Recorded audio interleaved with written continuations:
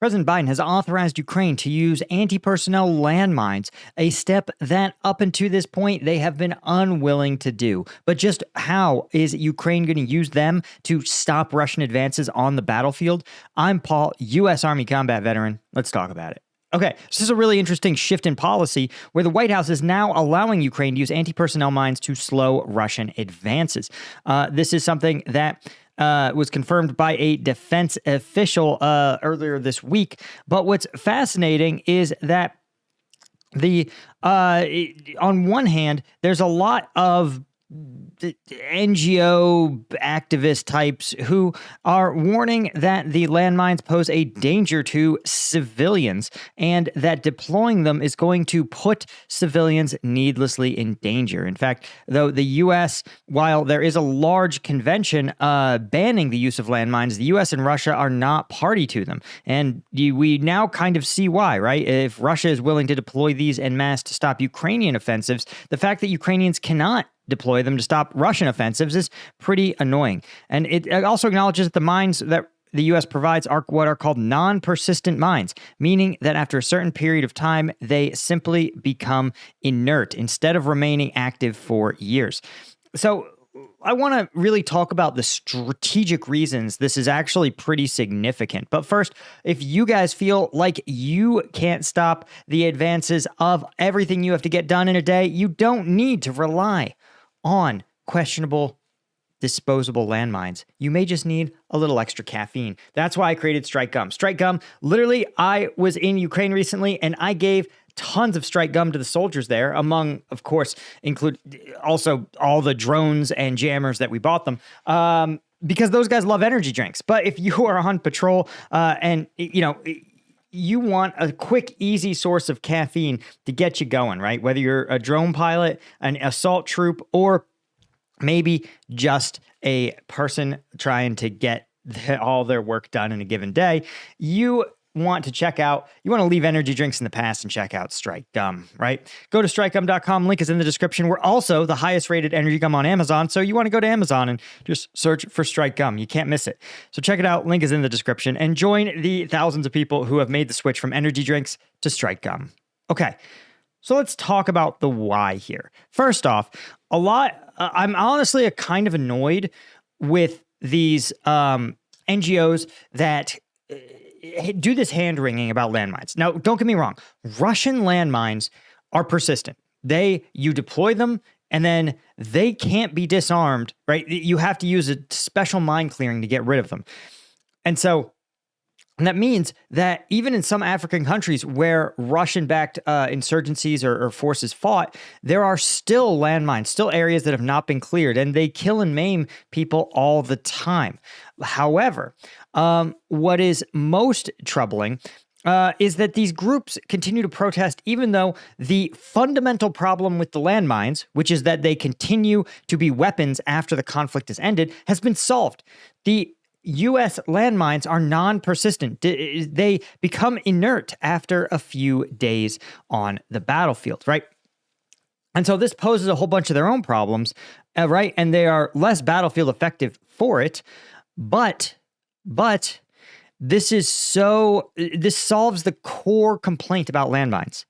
And so the fact that these groups are continuing to oppose it and are the reason Ukraine hasn't gotten it is one of those things where the do-gooder brigade is just working against themselves, right? And yeah, most other things, it's like, hey, you solve this problem of persistent landmines.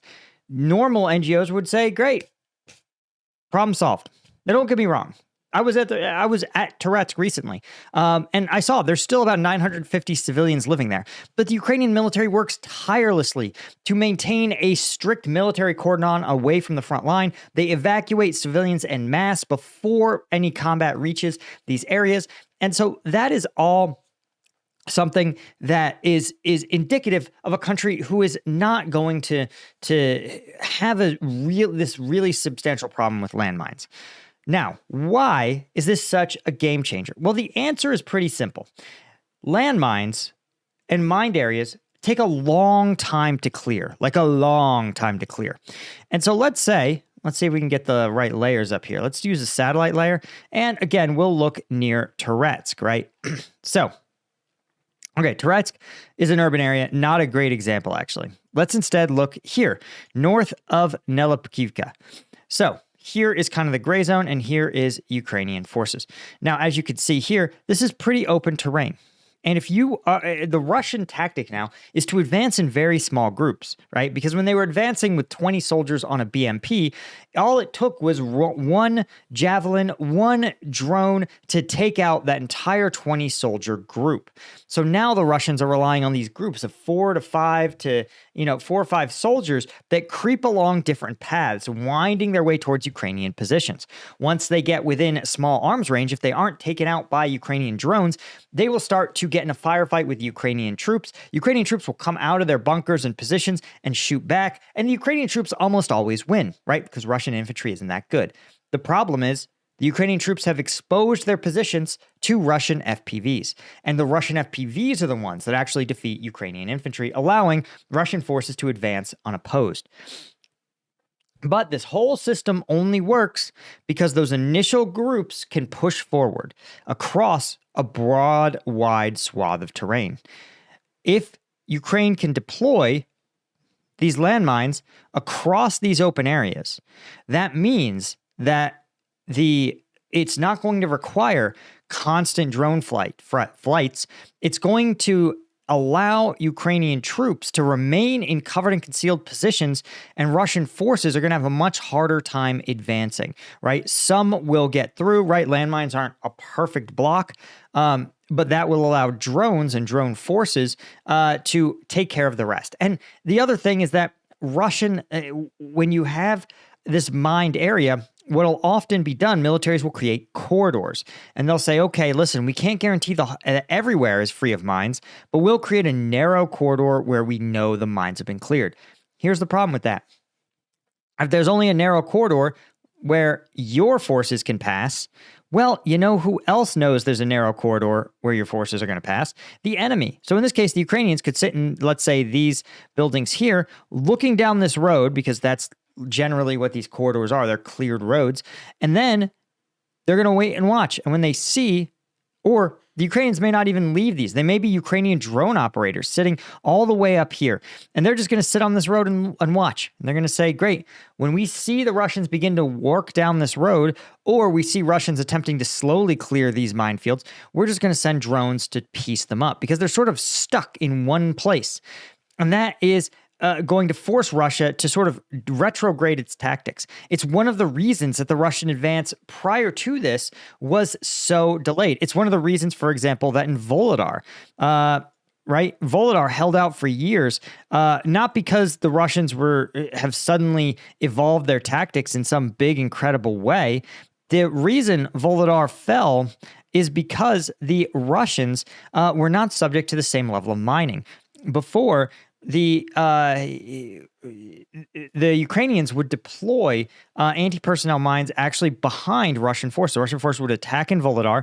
They'd get driven back, and their artillery would deploy scatterable mines along the roads to return. And so as the survivors returned, they would hit landmines and get torn up again.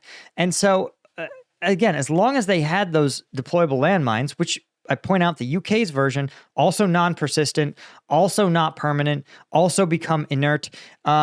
You had this scenario where the Russian forces were simply taking unsustainable levels of casualties and were canalized using these mines. So the potential is actually really substantial. I'd say even more so than being able to use these ATACMS missiles.